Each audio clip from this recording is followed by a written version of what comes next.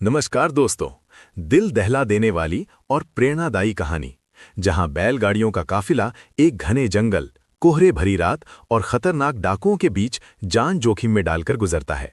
ये कहानी आपको रोमांच, साहस, बुद्धिमत्ता और मानवता के सबसे सुंदर रूप से परिचित कराएगी। इस कहानी में आप जानेंगे कोहरे से ढका गहरा जंगल, डाकुओं का पीछा, बैलगाड़ी का धीमी सफर, अभिषेक सिंह की हिम्मत और चतुराई, परिवार और गांव वालों को बचाने की जद्दोजहद, और एक ऐसा सफर जो हमेशा दिल में बस जाए। तो चलिए कहानी शुरू करते। बैलगाड़ी की घंटियों की आवाज।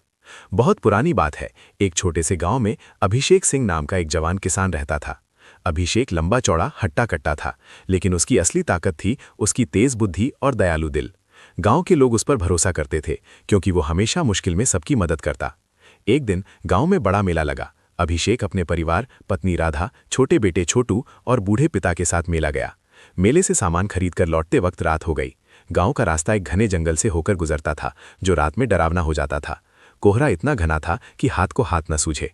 अभिषेक ने बैलगाड़ी का काफिला बनाया। उसकी गाड़ी आगे, पीछे गांव के 10-12 परिवारों की गाड़ियां। बैल धीरे धीरे चल रहे थे, घंटियां बज रही थीं, लेकिन कोहरे में सब कुछ धुंधला था। अचानक जंगल से घोड़ों की टापों की आवाज आई। रुको रुको सब, अभिषेक ने चिल्लाया।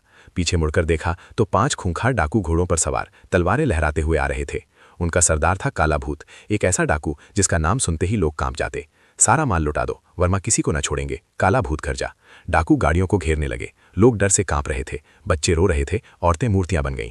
अभिषेक ने सोचा, ताकत से नहीं, चतुराई से लड़ना होगा। उसने बैलों को रोका और सबको इशारे से शांत किया। भाइयों रुको, अभिषेक ने डाकुओं से कहा। ये कोहरा इतना घना है, तुम्हें दिखाई नहीं दे रहा। आगे एक खाई है जहां से गाड़ियां गिर जाएंगी। मेरे पास एक नक्शा है, मैं दिखा दूं? काला भूत हंसा। नक्शा दिखाओ। अभिषेक ने अपनी जेब से एक पुराना कपड़ा निकाला, जो असल में मेला से खरीदा रुमाल था। उसने कोहरे का फायदा उठाया और उल्टा पुल्टा नक्शा दिखाया। देखो, यहाँ बाएं मुड़ना है, वरना खाई।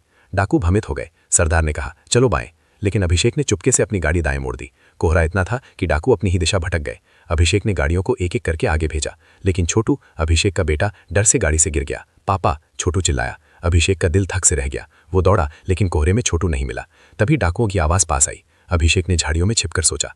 पास ही एक पुराना कुआं था। उसने जोर से चिल्लाया, डाकुओं, यहाँ खजाना है, सोने चांदी भरा कुआं। डाकू लालच में कुएं की तरफ भागे। अभिषेक ने चुपके से छोटू को उठाया और उसे बैल की पीठ पर बिठाकर भागा, लेकिन डाकू लौट आए। अब वे गुस्से में गाड़ियों पर हमला करने लगे। एक डाकू ने अभिषेक की गाड़ी पर तलवार चलाई। अभिषेक ने बैल की रस्सी छोड़ दी। बैल भागे और डाकू को रास्ते से हटा दिया।